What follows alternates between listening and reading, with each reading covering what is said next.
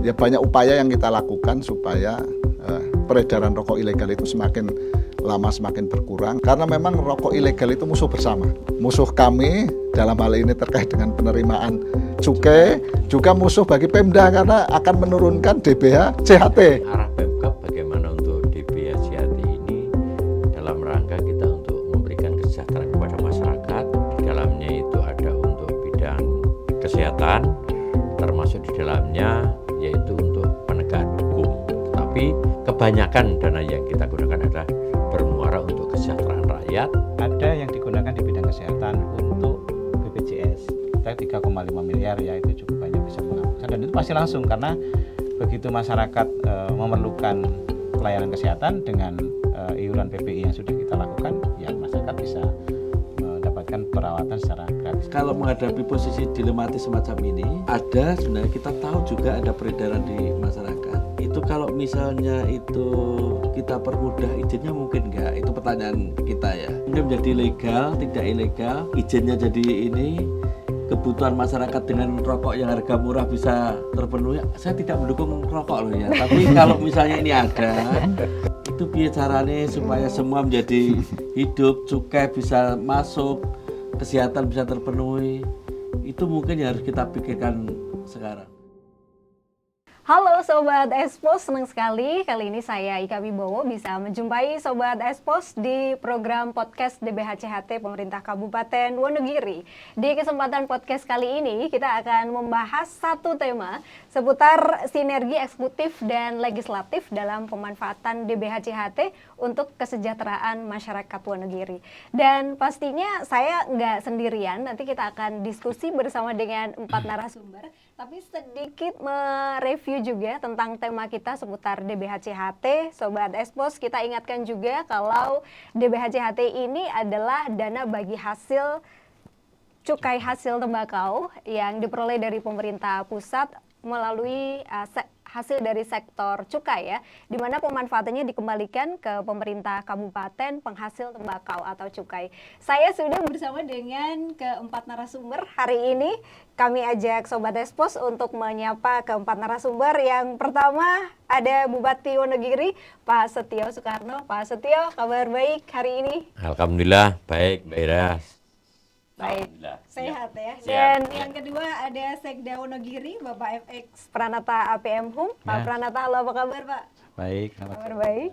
Kemudian yang ketiga juga ada Ketua DPRD Wonogiri, Bapak Sriono SPD. Pak Sriono, halo Pak. Halo. Sehat hari ini juga ya Pak Sriono. Baik, baik, puji Tuhan baik. Dan yang terakhir ada Kepala Kantor KPPBC TMPB Surakarta, Bapak Holis Kamaluddin ST. Pak Holis, halo Pak Holis. Halo Mbak. Apa kabar juga Pak Holis? Alhamdulillah sehat. Baik ya. Oke, Sobat Expos, kita akan berdiskusi tentang sinergi antara eksekutif dan legislatif ya dalam pemanfaatan DBH-CHT untuk kesejahteraan masyarakat Wonogiri. Sebelum kita ke diskusi yang lebih detail, kita juga ingatkan Sobat Expos tentu saja tentang DBH-CHT, dan kali ini saya ingin ke Pak Holis dulu ini ya. Pak Holis mungkin bisa diinformasikan untuk Sobat Expos sedikit tentang DBH-CHT ini Pak Holis. Terima kasih Mbak Host. Jadi DBH-CHT, dana bagi hasil cukai hasil tembakau. Kita tahu bahwa cukai hasil tembakau itu dipungut oleh pemerintahan pusat yang dalam hal ini dilakukan oleh Direktorat Jenderal Bea dan Cukai. Dan sebagian dari cukai tersebut dikembalikan ke masyarakat lewat Pemda yang nantinya pengelolaannya dilakukan oleh Pemda. Seperti itu Mbak. Oke, baik, kita akan berdiskusi. Jadi seperti apa sih program-program yang sudah dilakukan oleh pemerintah Kabupaten Wonogiri dalam pemanfaatan DBH-CHT, dan juga seberapa besar ya dampak yang dirasakan untuk masyarakat Wonogiri. Ke Pak Bupati ya, Pak Setio, kalau bicara tentang DBH-CHT ya, ini untuk arah kebijakan Pemkab Wonogiri sendiri dalam pemanfaatan DBH-CHT ini seperti apa nih Pak? Arah Pemkab bagaimana untuk DBH-CHT ini dalam rangka kita untuk memberikan kesejahteraan kepada masyarakat, juga di dalamnya itu ada untuk bidang kesehatan, termasuk di dalamnya yaitu untuk penegakan hukum, terutama berkaitan dengan adanya ya pembasmian lah itu adanya rokok ilegal yang ada di wilayah Kabupaten Wonogiri. Tetapi kebanyakan dana yang kita gunakan adalah bermuara untuk kesejahteraan rakyat, yang hari ini program yang kita lakukan ada untuk jalan usaha tani, kemudian ada untuk pembuatan sumur pantai, kemudian juga ada untuk alat mesin pertanian. Ini adalah upaya-upaya yang kita lakukan dalam rangka untuk memberikan kesejahteraan masyarakat melalui dana DBHCAT yang diterima oleh pemerintah Kabupaten Wonogiri. Tentunya ini kita berikan pada wilayah-wilayah penghasil tembakau di wilayah Kabupaten Wonogiri. Oke, kalau untuk lebih spesifik ya, pastinya kan ada beberapa program ya yang sudah dilaksanakan oleh pemerintah Kabupaten Wonogiri. Nah, ini saya ke Pak Pranata ini untuk terkait dengan program-program yang selama ini sudah dilakukan, kemudian juga kenapa sih DBHCHT ini memang sepenting itu untuk masyarakat Wonogiri? Ya, sesuai dengan apa yang disampaikan oleh Pak Bupati, ini kan tugas kami di Sekretariat DBHCHT kan menyusun rencana kerja. Nah, rencana kerja ini sudah diatur sebagaimana di Undang-Undang Nomor 6 dan PMK 72 tahun 2025 bahwa pengaturan DBHCHT itu harus diatur dalam 3 segmen. Yaitu untuk kesejahteraan masyarakat itu 50%, kemudian 10% untuk penegakan hukum, dan 40%-nya lagi adalah bidang kesehatan. Nah, sesuai dengan kebijakan Pak Bupati, maka kami mengatur agar seluruh aspek anggaran ini bisa kita lakukan dan kita cermati sesuai dengan prioritasnya kepala daerah. Nah, ini yang penting karena apa? Tentunya dari seluruh anggaran ini harus bisa menjangkau kepada masyarakat-masyarakat yang membutuhkan, dalam artian untuk peningkatan kesejahteraan masyarakat, kemudian juga peningkatan kesehatan, dan tidak kalah pentingnya adalah sosialisasi, edukasi, dan penegakan hukum. Kira-kira begitu, Mbak. Oke, untuk penerimaan dana DBHCHT di Wonogiri tahun ini, kalau saya dengar sih mengalami penurunan yang cukup signifikan ya. Dari sebelumnya kayaknya 26,5 miliaran. Tahun ini dapat berapa nih? Kita dapat 14 miliar. 14 miliar. Penurunan yang lumayan banyak. Pasti ada tantangan tersendiri bagi pemerintah Kabupaten Wonogiri untuk pemanfaatan DBHCHT ini. Nanti kita bahas lebih detail lagi ya, Pak Pranata ya. Saya ke Pak Sriono nih. Pak Sriono, kalau pengawasan yang dilakukan oleh teman-teman legislatif sejauh ini, terutama di pemanfaatan DBHCHT, seperti apa, Pak? Baik, jadi sebelum saya bicara pengawasan, mungkin karena penurunan DBHCHT ini, mungkin akan saya sampaikan dulu begini. Menurut saya sih, ini gini, sebenarnya cukai itu dikenakan pada siapa nih? Yang bayar cukai siapa nih? Masyarakat. Masyarakat yang membeli tentunya rokok dalam hal ini ya. Ketika hari ini misalnya turun, bagi hasilnya turun kepada daerah, mestinya menurut saya ada beberapa hal yang harus dikurangi, mungkin dihilangkan menurut saya. Turunannya kan sangat tajam nih. Kalau ini dipungut kepada masyarakat, kemudian peruntukannya dikembalikan kepada masyarakat untuk penegakan hukum, saya pikir itu bisa dikurangi menurut saya. Ya. Jadi lebih fokus kepada bagaimana mensejahterakan masyarakat. Misalnya penegakan hukum kan pemberantasan rokok ilegal dan sebagainya, atau itu yang penegakan hukum itu. Itu jangan dibebankan kepada dana DBHCHT menurut saya. Itu ada ini yang punya tugas sendiri untuk itu. Jadi ini cukai dibayar masyarakat, kembalikan masyarakat dalam bentuk kesejahteraan masyarakat, sehingga jumlah yang sekian ini menjadi cukup, mohon maaf Pak Pran kalau saya mengkritik PMK nomor 72 ya. Karena menurut saya ini mestinya ketika ini turunnya segitu banyaknya, pembagian penggunaannya di ini, sehingga kita bisa lebih fokus kepada kesejahteraan masyarakat. Sekarang pemberantasan rokok ilegal ini tugas siapa sih sebenarnya? Ini yang pertama ya. Makanya kalau ini fungsi pengawasan, saya sampaikan oke lah kalau misalnya ini memang turun segitu banyaknya seperti sampai Pak Pran, mungkin di PMK 72 diatur lah. Oh tinggal untuk ini, oh penegakan hukum dihilangkan, sehingga dananya banyak tersedot di kesejahteraan masyarakat. Itu pengawasan yang pertama ya. Pengawasan yang kedua, kita bersyukur di Wonogiri itu antara eksekutif legislatif berjalan berdampingan ya. Pengawasan itu kan dimulai dari perencanaan. Ya. Perencanaan kita terlibat. Kemudian pelaksanaan kita terlibat. Misalnya sederhana begini, yang untuk pertanian misalnya, untuk kultivator, untuk mesin perajang tembakau, saat penyerahan kepada penerima, kita diundang kok hadir bersama-sama. Kemudian nanti setelah itu di masyarakat kita tahu karena kita memang berada di tengah-tengah masalah penggunaannya bagaimana dan sebagainya. Kalau di Wonogiri saya pikir kita bersyukur antara legislatif dan eksekutif bisa ini. Tapi catat saya memang untuk PMK 72 itu kalau danamu cuma segitu yang ke kita, janganlah kamu perbanyak aturannya. Itulah kira-kira ya. Oke.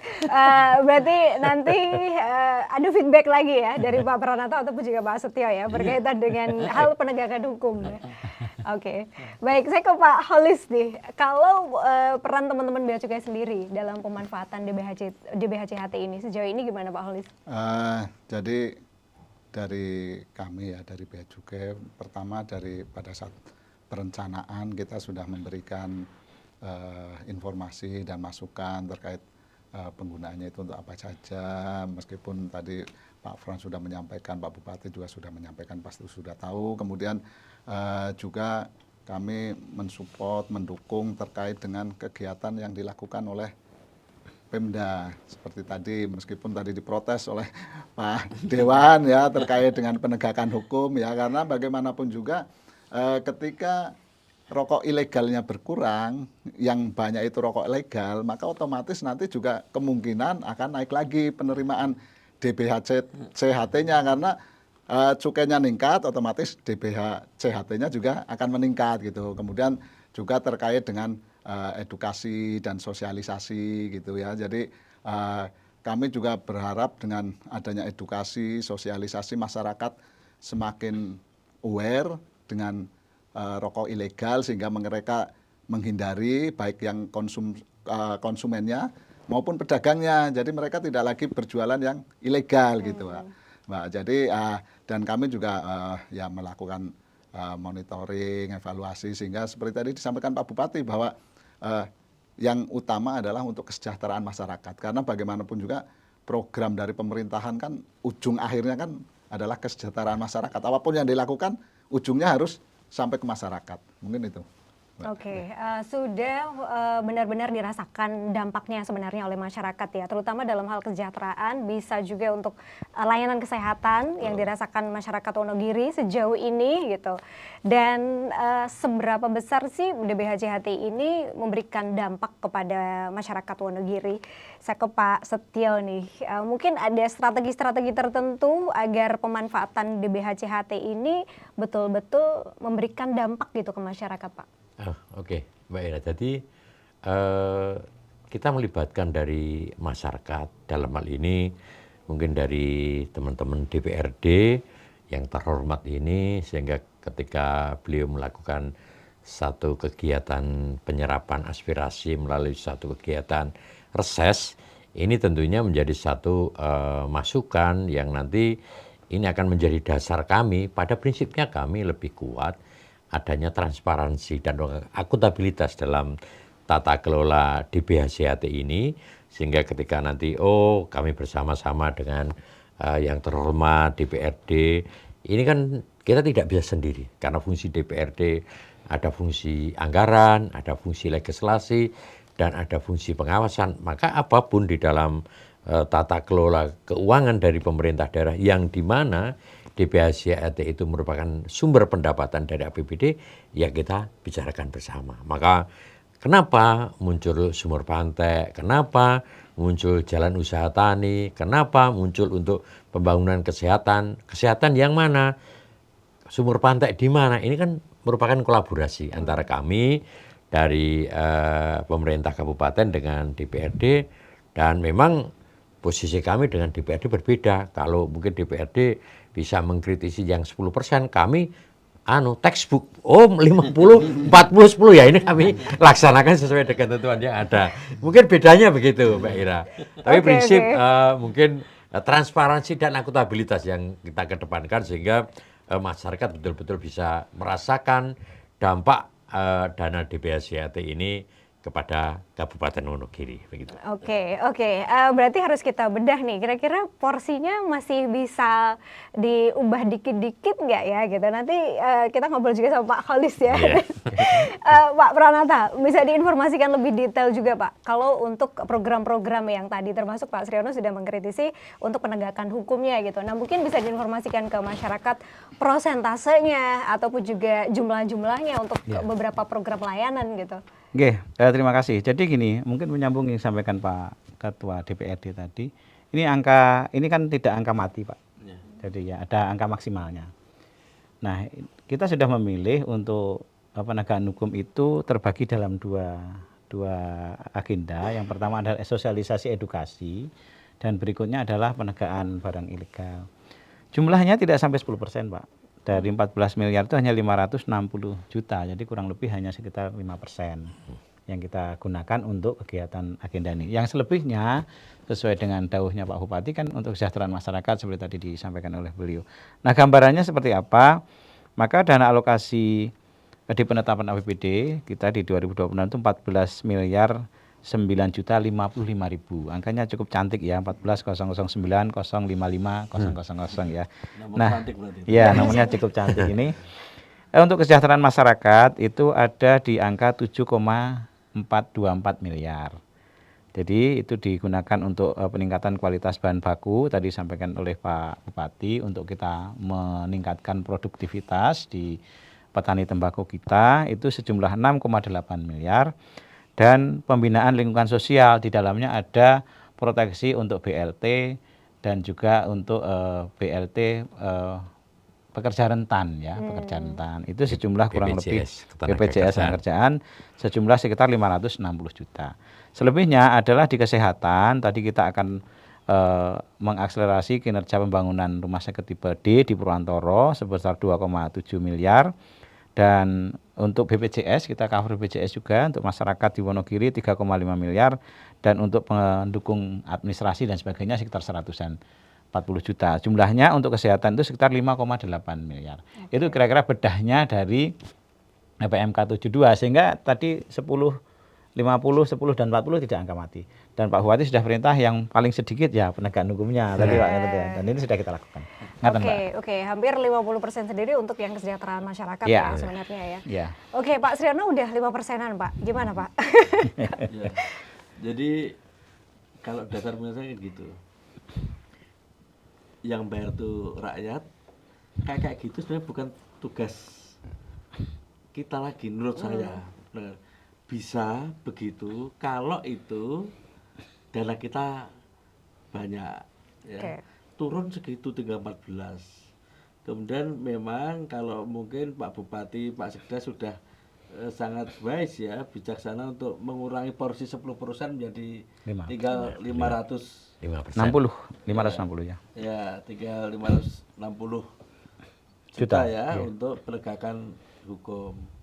Kadang-kadang kita di tengah kondisi yang mohon maaf efisiensi di mana-mana, pemotongan anggaran di mana-mana, dana segitu kadang-kadang bisa sangat bermanfaat. Nah ini makanya saya tawar bukan Pak Bupati sama Pak Sekda loh ya, PMK-nya loh ya. PMK. Menteri Keuangannya itu ya ini kali ini sajalah kondisi kayak gini, mbok ini yang penegakan hukum biar dulu di ini kepada pihak yang berwenang sendiri iya, gitu ya. Rakyat butuh hidup nih kan gitu ya kalau saya kasar ke. Ya, itu kondisi yang saya lihat sekarang. Memang jujur aja awal-awal pelaksanaan DBHJAT itu banyak permasalahan di Wonogiri sebenarnya kalau kita mau. Pak Sjo masih anggota DPRD saat itu. Jadi saya yakin tahu betul.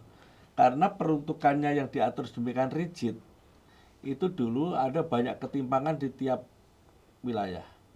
Ada wilayah yang kemudian karena di situ ada tembakau, ada ini menjadi sangat programnya menjadi banyak sekali, tetapi wilayah-wilayah yang tidak ada tembakonya dan sebagainya itu menjadi tidak bisa masuk ke wilayah itu dulu. Tetapi kemudian karena mungkin ya karena DBHCHT saya pikir ya, sekarang tembakau itu merata, wilayah-wilayah hampir semua kecamatan kita Tanam. tanam Ada ya? itu ada.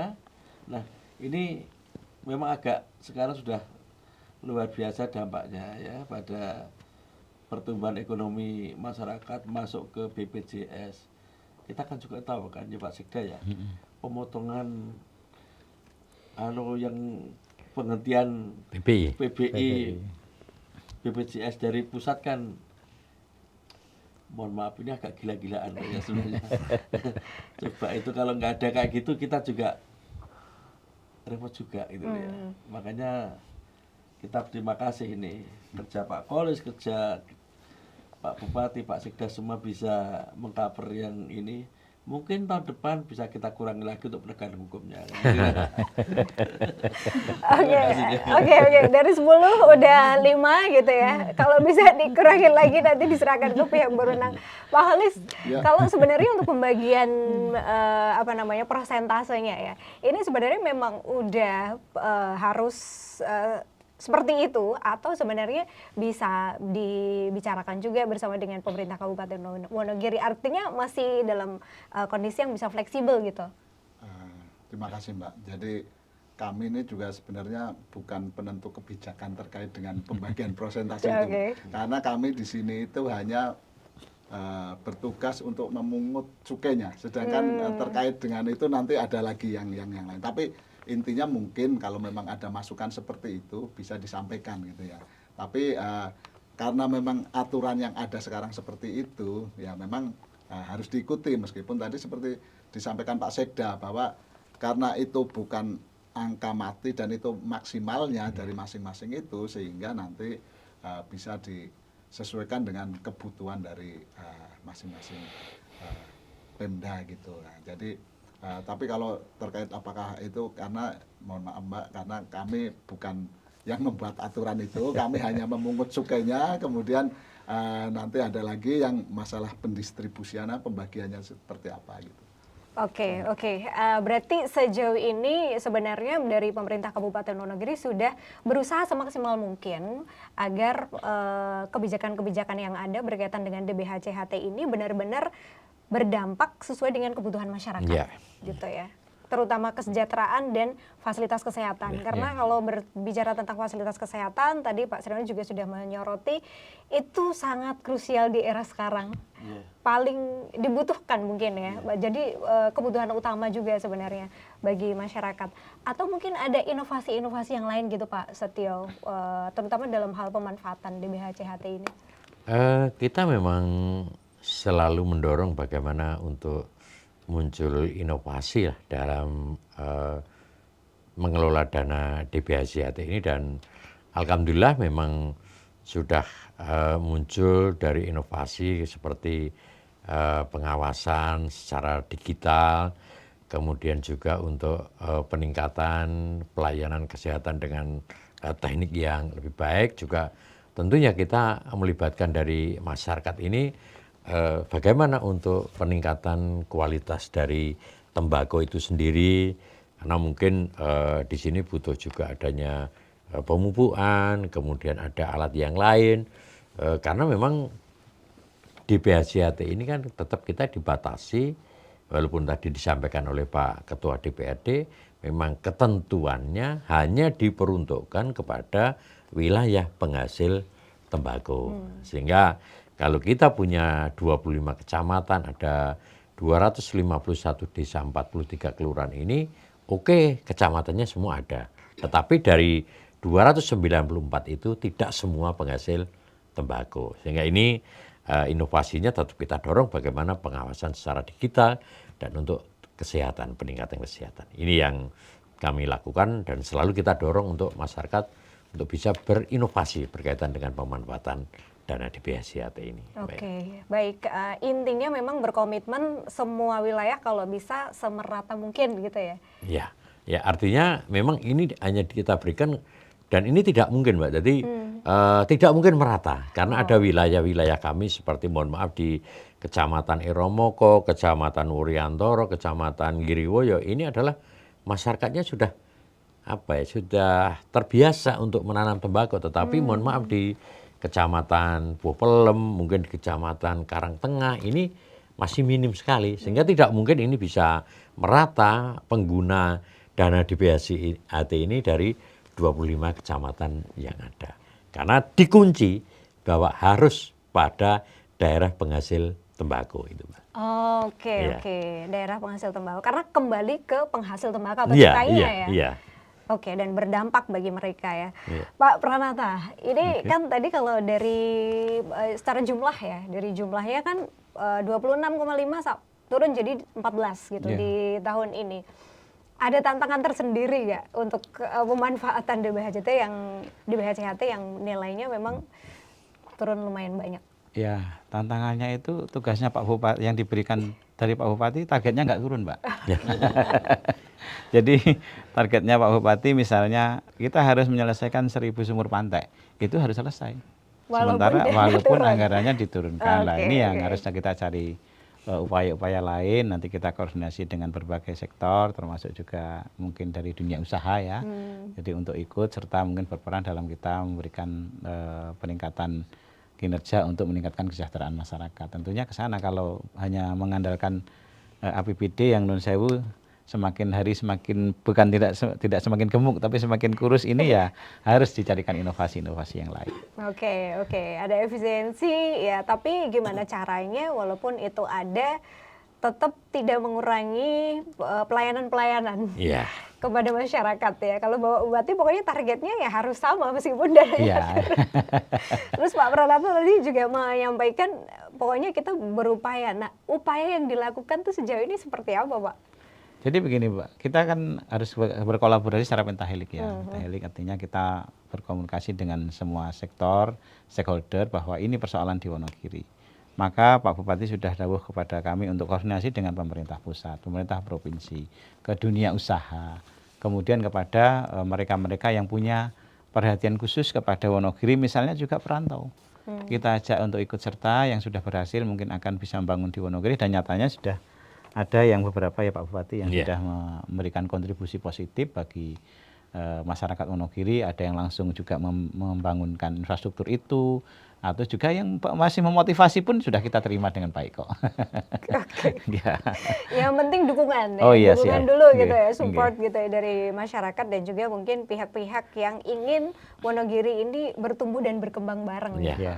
Dan mungkin Mbak, jadi Gimana, kemarin kita juga dengan PMI mereka memberikan bantuan untuk sumur pantai, kemudian ada Kementerian Agama, kemudian dari pihak-pihak lain kita terima bagaimana kita untuk mewujudkan 1.000 sumur pantai itu dari berbagai lini, berbagai sektor, karena kita berharap bahwa tanggung jawab pembangunan itu tidak hanya dibebankan kepada pemerintah saja, tetapi memang kita bisa membangun kolaborasi dengan seluruh stakeholder demi kemajuan Kabupaten Wonogiri. Oke, oke siap. Ke Pak Sriono lagi nih, Pak Sriono, teman-teman dari legislatif apakah juga mengajak masyarakat untuk menyampaikan aspirasinya berkaitan dengan pemanfaatan DBHCHT ini dan sejauh mana dari DPRD sendiri juga akhirnya mengumpulkan aspirasi dari masyarakat itu? Ya. Jadi bahkan di tahap awal kita malah agak semi provokatif ya kepada masyarakat. Oh gitu. Karena apa? Ketika kita punya wilayah misalnya di kecamatan saya nih, dulu bukan penghasil tembakau, nggak bisa mengakses dana itu, nggak bisa. Makanya saya mengedukasi, memprovokasi rakyat untuk menanam tembakau supaya kita bisa ambil dana itu. Oh. Jadi oke. bahkan juga di legislatif itu ada kompetisi sebenarnya di antara teman-teman di legislatif untuk memajukan wilayahnya. Makanya sekarang sebaran tembakau itu hampir merata di semua Kecamatan. kecamatan. Ya. Meskipun sekali lagi kalau saya boleh matur, pembayar cukai itu ada rakyat, bukan penanam tembakau itu sebenarnya ya. Jadi rakyat akhirnya tetapi penggunaannya bagi penanam tembakau ya sudah, kalau itu caranya kita mendapatkan anggaran dari situ dengan cara itu ya udah. Mari kita bersama-sama untuk belajar menanam tembakau. Tapi kalau sekarang mungkin kondisi bahan pangan lagi begini, ini mulai ada tumpang sari, ini tembakau, sebelahnya sayuran dan sebagainya, itu dinamika di lapangan. Tetapi sekarang hampir merata di semua kecamatan ada tanaman tembakau. Sekarang ini Wonogiri itu. Oke, berarti memang berupaya bareng-bareng biar nanti bisa merata gitu ya. Walaupun saat ini memang belum bisa, tapi diupayakan nanti biar semua merasakan. Jadi dengan memotivasi masyarakat, ayo tanam tembakau. Mana pulau program tuh. Oke. Dan masyarakat waktu itu setempat, terutama kalau dari kecamatannya Pak Sriono langsung oke ya. Sambutannya positif ya. Sekarang udah positif banyak. Banyak. Bahkan kalau kita lihat kemarin agak kelebihan ya tembakau ya. Oh ya. Iya. Di Temanggung juga ngeluh. Makanya saya pikir program ini mendorong orang untuk menanam. Oke. Saya bergeser ke Pak Holis lagi. Iya. Kalau untuk evaluasi yang dilakukan oleh teman-teman Bea Cukai nih Pak, terutama ke pemanfaatan DBH CHT untuk Pemkab Wonogiri, seperti apa sejauh ini? Ya kalau dari yang kami amati ya, Wonogiri ini termasuk yang bagus lah ya, karena dari kegiatan sosialisasinya itu cukup masif ya, baik tatap muka, kemudian dengan media cetak maupun media online atau media elektronik, itu juga cukup ini. Terus kegiatan-kegiatan meskipun tadi sama Pak anggota Pak DPRD yang terhormat ini agak diprotes terkait dengan penegakan hukum. Nah, ini termasuk yang cukup bagus juga. Jadi sering permintaan bantuan untuk pelaksanaan operasi penanggulangan rokok ilegal gitu ya. Jadi ya karena kita lihat kan dari tadi penjelasannya kan juga sudah sangat ini ya komprehensif ya. Jadi memang ya yang memang kuncinya kembali lagi nanti masalah transparansi penggunaan anggarannya itu, dan itu saya yakinlah dengan tadi dijelaskan sedetil itu dengan angka-angkanya, apalagi Pak anggota dewan ini sudah di sini sehingga dia tahu semua. Nah, untuk mengawasinya, sehingga menurut saya sudah sangat bagus lah terkait dengan di kami juga ada terkait dengan edukasi masalah gempur rokok ilegal gitu lah. Jadi kami juga mengadakan sosialisasi ke masyarakat juga dari kaminya yang secara periodik gitu kan, ke tokoh masyarakat, kemudian juga edukasi ke lembaga-lembaga pendidikan gitu, karena kan semuanya harus peduli gitu, karena kami pemerintah tidak bisa berjalan sendiri, apalagi terkait dengan informasi-informasi rokok ilegal dengan wilayah yang cukup luas. Kalau tidak ada keikutsertaan masyarakat, informasi kami sangat terbatas. Tapi kalau masyarakat sudah sadar, oh dia tidak mau menggunakan, dan ketika tahu ada yang menjual rokok ilegal, mereka melaporkan entah ke kami atau ke Pemda, ke Satpol PP dan sebagainya. Nah, sehingga nanti seperti tadi diharapkan ketika rokok yang beredar dalam masyarakat itu semuanya legal, sehingga semuanya membayar cukai, maka kembali lagi penerimaan cukai meningkat, DBH CHT-nya juga akan meningkat itu. Mungkin seperti itu. Oke, ingat ya Sobat Espos, jika harus merokok, pastikan rokoknya legal ya.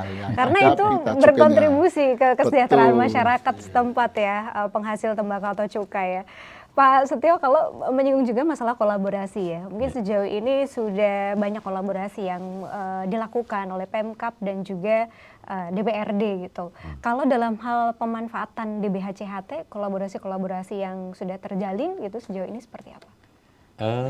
Seperti kami sampaikan tadi Mbak Ira, jadi ketika kita menyusun APBD itu kan ada tahapan-tahapannya, baik itu mulai dari KUA PPAS sampai dengan RAPBD sampai dengan penetapan APBD ini kan dibahas bersama-sama antara kami pemerintah dengan DPRD. Sehingga kolaborasi ini tentunya muncul aspirasi-aspirasi dari yang terhormat DPRD itu melalui pokok-pokok pikiran. Itulah yang kemudian menjadikan dasar kami untuk masuk dalam satu anggaran di APBD, yang sekali lagi beliau punya fungsi anggaran, punya fungsi legislasi, dan punya fungsi pengawasan. Ini kita kolaborasikan bersama, dan alhamdulillah dari apa yang telah beliau sampaikan, Ketua DPRD Kabupaten Wonogiri, sementara ini pelaksanaan dari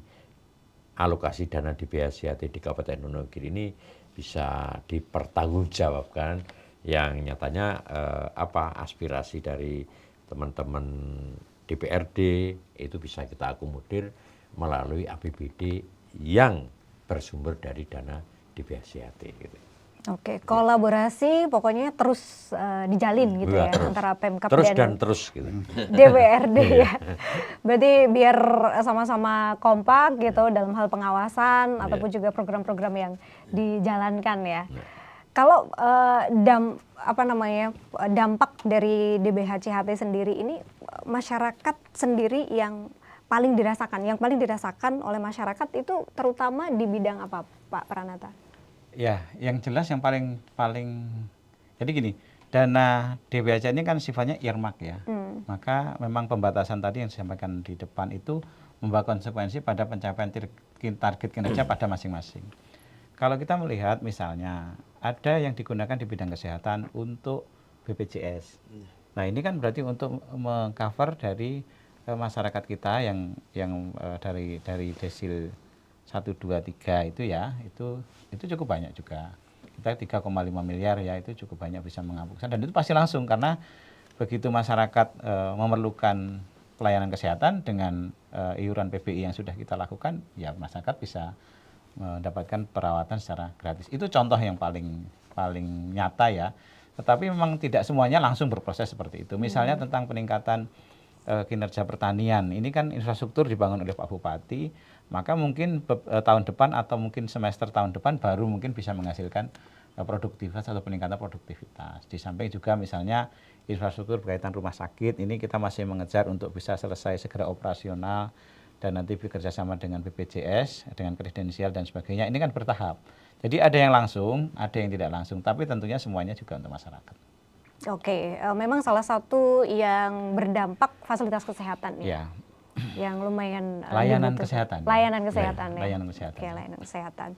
Pak Sriono, gimana melihat apa yang sudah disampaikan tadi oleh Pak Pranata? Ada selain juga seputar penegakan hukum ya, ada koreksi-koreksi lain nggak dalam pemanfaatan DBHJHT ini? Baik, DPRD saat ini jujur aja bukan karena beliau ada di sini loh ya, tapi Pak Bupati ini sangat membuka keran aspirasi komunikasi. Ya. Kalau rumah tuh ya jendelanya dibuka, pintunya dibuka, sehingga semua bisa ini ya. Jadi kita bersyukur kalau di Wonogiri saya pikir relatif semua bisa berkolaborasi dengan baik. Karena apa? Mulai dari perencanaan kita udah bersama-sama loh. Kalau perencanaan bersama-sama, perencanaan pun itu ada pra-pranya itu banyak sekali. Guidance-nya jelas. Diikuti terus ya. Diikuti terus. DPRD. Guidance-nya jelas. PMK 72. Udah nggak boleh keluar dari itu. Perencanaan kita ikut. Kemudian aspirasi dibuka, pintu-pintu dibuka semua. Kemudian pengawasan kita ada di lokasi, di lapangan. Saya pikir kalau penggunaan anggarannya, saya pikir sangat-sangat tertata dengan rapi. Makanya kalau tanya mungkin apalagi ya cuman itu saya. PMK 72. Saya ingin menyampaikan terima kasih juga kepada para pemberi cukai tembakau. Oke, berarti memang sudah setransparan itu gitu ya, pemanfaatan DBHJHT di Wonogiri ya. Sehingga ya betul-betul yang ibaratnya poin yang mungkin harus diperbaiki lagi atau mungkin bisa disiasati lagi cuman ada di penegakan hukumnya gitu. Oke, kalau ke Pak Holis nih, Pak Holis mungkin kan juga DBHJHT ini pastinya tidak luput dari kontribusi masyarakat ya. Kontribusi masyarakat yang dimana dalam hal ini juga memanfaatkan atau membeli rokok-rokok yang legal gitu, menjauhi rokok-rokok yang ilegal, nggak mendekati sama sekali. Nah, upaya-upaya ke sana, apakah selama ini yang sudah dilakukan oleh teman-teman Bea Cukai biar masyarakat semakin aware, terutama yang ada di daerah Wonogiri ya, bahwa rokok ilegal ibaratnya nggak ada dampak positifnya sama sekali, dan ketika kita pakai yang ilegal itu selain juga pasti beresiko terhadap kesehatan, ternyata ada sisi lain gitu. Dalam hal ini memang kita nggak bisa berkontribusi di kesejahteraan masyarakat. Kampanye-kampanye yang sudah dilakukan sejauh ini, Pak? Nah, jadi yang rutin kami lakukan, kami mengadakan sosialisasi seperti tadi saya sampaikan bahwa kita melakukan sosialisasi ke masyarakat, ya masyarakat umum, tokoh masyarakat, kepada apa istilahnya unsur terkecil dari pemerintahan, misalkan RT RW dan sebagainya, yang kami tentu seringkali menggandeng juga dengan Pemda, yang mana dengan adanya kesadaran mereka maka akan membangkitkan kesadaran untuk selalu menggunakan atau mengkonsumsi rokok yang legal, sehingga mereka berkontribusi terhadap penerimaan negara, terhadap nanti DBH CHT juga. Nah, kemudian kami juga melakukan edukasi-edukasi ke lingkungan pendidikan, dan kami ada program yang rutin namanya Gempur Rokok Ilegal. Ya, jadi kami karena memang rokok ilegal itu musuh bersama. Ya, musuh kami dalam hal ini terkait dengan penerimaan cukai, juga musuh bagi Pemda karena akan menurunkan DBH CHT. Gitu. Jadi semuanya memang harus bersatu untuk menghilangkan rokok ilegal. Nah, kemudian juga tentunya kami juga melakukan operasi-operasi terkait dengan penindakan rokok ilegal. Di samping bekerja sama dengan Pemda-Pemda terkait seperti tadi ya, yang biasanya ada operasi pasar dengan Satpol PP dan sebagainya, kami juga secara rutin melakukan operasi mandiri seperti ketika ada rokok ilegal yang melintas di jalan yang melewati wilayah kerja kami. Kami beberapa kali melakukan penegahan atau penindakan terkait rokok ilegal yang akan dibawa, kami tidak tahu tujuannya kemana, tapi melintasi wilayah kerja kami dan kami dapat informasi, kami tegah. Beberapa kali kami menegah di jalan tol. Gitu. Jadi memang effort kami ya sudah cukup banyak ya, karena memang ya sekali lagi bahwa dengan kita menghilangkan rokok ilegal sehingga penerimaan cukai meningkat, DBHC HT meningkat gitu. Jadi itu yang kami lakukan. Jadi terus-menerus baik melalui tatap muka, kami juga sudah programkan untuk kerjasama dengan perusahaan-perusahaan yang karyawannya banyak gitu, Pak. Nah, kami akan periodik melakukan sosialisasi gitu. Meskipun kita tahu banyak perusahaan yang kalau di kita misalkan kawasan berikat itu ya, itu kan kebanyakan perempuan ya. Tapi kan dia punya suami. Nah, mungkin dia bisa nanti memberitahukan ke suaminya supaya jangan merokok yang ilegal gitu dan sebagainya, sehingga ya banyak upaya yang kita lakukan supaya peredaran rokok ilegal itu semakin lama semakin berkurang, bahkan kalau bisa dihilangkan. Oke. Kalau di Wonogiri, mungkin Pak Sekda, Pak Sriono atau Pak Bupati ya, 1-2 kali mungkin pernah melihat ada masyarakat yang ternyata kok masih pakai gitu rokok yang ilegal gitu. Kira-kira kalau menurut Pak Sekda ataupun juga Pak Sriono dan Pak Bupati ini apa ya yang masih menyebabkan masyarakat tuh pakai gitu? Kok walaupun mungkin jumlahnya pasti berkurang ya karena sudah ada kampanye terus-menerus gitu dari teman-teman Bea Cukai. Sempat ada obrolan ke masyarakat gitu juga nggak, Pak?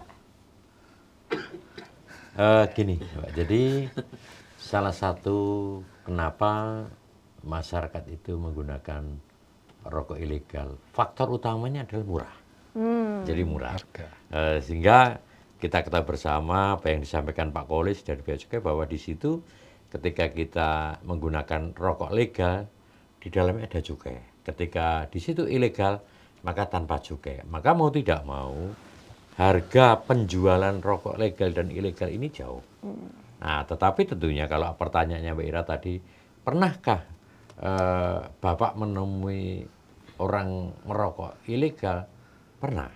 Dan kita sampaikan, kenapa jenengan merokok yang rokok ilegal? Jelas itu adalah melanggar dari ketentuan hukum yang ada di negara kita, yang kita ketahui bersama bahwa negara kita itu hidup karena pajak, gitu. Karena di situ ada cukai, tentunya pajak. Karena tanpa ada kesadaran kita membayar pajak, tentunya kita juga akan berat untuk semuanya. Mungkin kita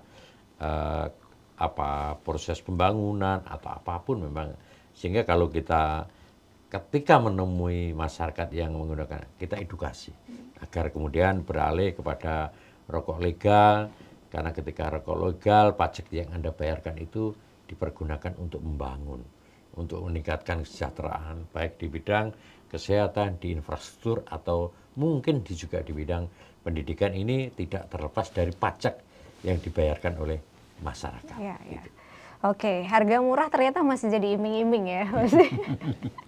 Pak Sriono gimana Pak melihat hal ini? Meskipun sebenarnya kalau dari sisi harga mungkin ada beberapa teman-teman UMKM tuh udah mulai memproduksi rokok yang dengan harga yang lebih murah ya. Di beberapa daerah udah ada nih. Pak Sriono silakan. Jadi gini,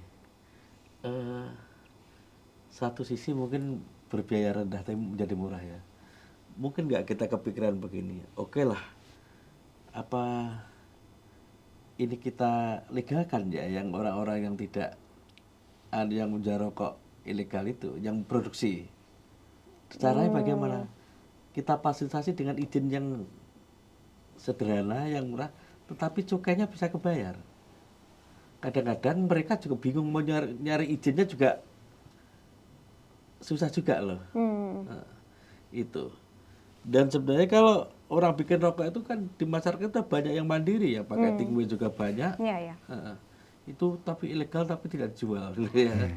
Jadi makanya kalau menghadapi posisi dilematis semacam ini, ada sebenarnya kita tahu juga ada peredaran di masyarakat, gitu ya. Itu kalau misalnya itu kita permudah izinnya mungkin enggak, itu pertanyaan kita ya. Kemudian bisa dikenakan cukai, kemudian bisa diukur kesehatannya dan sebagainya. Mungkin itu solusi yang paling memungkinkan untuk penegakan hukum, kemudian kesehatan juga terpenuhi, cukai juga terbayar ya Pak ya. Itu mungkin mediasinya, titik tengahnya mungkin itu jalan yang harus kita pikirkan bersama. Kalau menutup, menghancurkan, itu memang yang paling mudah selama ini begitu. Tapi coba industri-industri kecil itu, industri yang baru ini, saya nggak ngerti caranya juga. Tapi bagaimana ini didampingi gitu didampingi, ya. kemudian menjadi legal, tidak ilegal, izinnya jadi ini, kebutuhan masyarakat dengan rokok yang harga murah bisa terpenuhi. Saya tidak mendukung rokok loh ya, tapi kalau misalnya ini ada, itu caranya itu dilegalkan, izinnya dipermudah. Itu biar caranya supaya semua menjadi hidup, cukai bisa masuk, kesehatan bisa terpenuhi. Itu mungkin yang harus kita pikirkan sekarang. Memberantas stok itu juga saya pikir bukan solusi yang paling tepat. Tapi membuat ini kita dampingi menjadi legal, itu menjadi sesuatu yang menarik menurut saya itu dikaji. Oke. Pak Holis, ada mungkin pendampingan gitu di Bea Cukai sendiri? Kalau di kami kan ada yang kami ada bidang PLI ya, jadi layanan informasi ya. Jadi kami terbuka, istilahnya mau komunikasi dengan WA, dengan telepon, dengan datang sendiri ke kantor. Kami akan siap kalau ada misalkan perusahaan yang ingin mendirikan pabrik rokok gitu ya, karena memang di kami nanti kami akan jelaskan aturannya seperti apa, ketentuannya seperti apa. Kami akan buka di situ, walaupun memang kan kalau kita kembali lagi ke filosofi terkait cukai itu kan dikenakan untuk barang yang konsumsinya dibatasi, peredarannya diawasi gitu kan, untuk keadilan pemakaian gitu kan, penggunaan. Ya jadi memang kalau istilahnya yang jumlahnya sangat kecil gitu mungkin ya agak susah ya, karena memang harus levelnya itu pabrikan gitu ya, kalau untuk terkait hasil tembakau itu, karena pabrik rokok itu ya. Ya, tapi kalau misalkan dia sudah memenuhi ketentuan dan sebagainya, mau istilahnya menjadi yang legal, itu pasti kami sangat support gitu ya, karena itu bagi kami adalah mata air penerimaan gitu ya, atau penerimaan cukai yang baru gitu. Jadi kalau ada pabrik baru yang dia mendirikan, kemudian dia membayar cukai, nah itu sangat kami dorong itu. Jadi karena ya memang itu, memang benar seperti tadi disampaikan Pak Dewan ini bahwa nanti kalau bisa ya semuanya didorong untuk legal. Memang tujuannya itu, yang utama itu gitu. Jadi mendorong, kalau di kami itu ada istilah yang di luar kelas masuk kelas gitu istilahnya. Jadi supaya mereka bisa menjadi pembayar cukai, dalam artian bahwa hasil tembakau yang mereka produksi itu legal.